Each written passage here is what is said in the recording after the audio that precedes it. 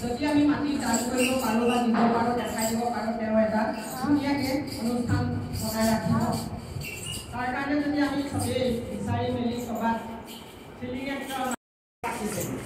তেতিয়াহ'লে আমাৰ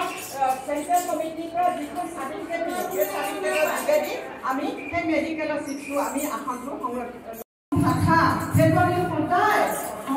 লগাইছে পুৰুষসকলে মাংসাও লগাইছে সেইটো তাই দেখুৱাই আহিছে আগতে সেইবিলাকেই আছিল এতিয়া বৰ্তমানে আমি শ্ৰীমতী শ্ৰীমতা বুলি লিখিবলৈ ধৰিছোঁ গৰু গাহৰি হাঁহ ছাগলী কুকুৰা আদিৰ বাবে